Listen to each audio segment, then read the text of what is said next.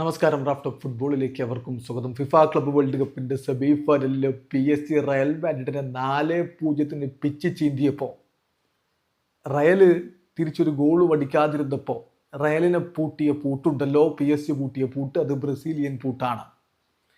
പാച്ചോ കളിക്കാനില്ലാത്തത് കൊണ്ട് രണ്ട് Brazilian centre ബാക്കുമാരെയും വെച്ചുകൊണ്ടാണ് കളിക്കാൻ ഇറങ്ങിയത്. മാർക്കിഞ്ഞോസും ബെറാൽഡോയും രണ്ടുപേരും ഒന്നിനൊന്ന് മികച്ച പ്രകടനം നടത്തി. മാർക്കിഞ്ഞോസിന് sofascore.com കൊടുത്ത റേറ്റിംഗ് 7.6 ആണെങ്കിൽ ബെറാൾഡോക്ക് കൊടുത്തത് 7.5 ആണ്. ബെറാൾഡോയുടെ കാര്യം ആദ്യം എടുത്തു പറയണം, കാരണം അദ്ദേഹം പാച്ച് ഉണ്ടെങ്കിൽ സ്റ്റാർട്ട് ചെയ്യില്ലായിരുന്നു. പക്ഷേ സ്റ്റാർട്ട് ചെയ്തു, മികച്ച പ്രകടനം നടത്തി. 98% അദ്ദേഹത്തിൻ്റെ പാസിംഗ് ആക്യുറസി, 63 പാസിൽ 62 ലക്ഷ്യത്തിലേക്ക്. അതുപോലെ തന്നെ അദ്ദേഹത്തിൻ്റെ ലോങ് പാസുകളുടെ ആക്യുറസി 75%, 4 കൊടുത്തതിൽ 3 കൃത്യമായിട്ട് എത്തിച്ചു.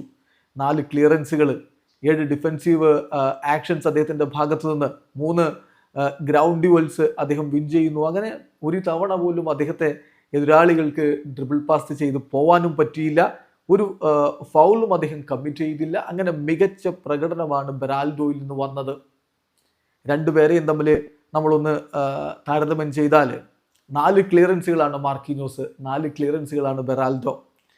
Defensive actions 8 Marquinhos, 7 Beraldo. Aerial duels 6 6 win ചെയ്തു മാർക്കിഞ്ഞോസ്, എങ്കിലും 3 വിൻ ചെയ്തു ബെറാൾഡോ.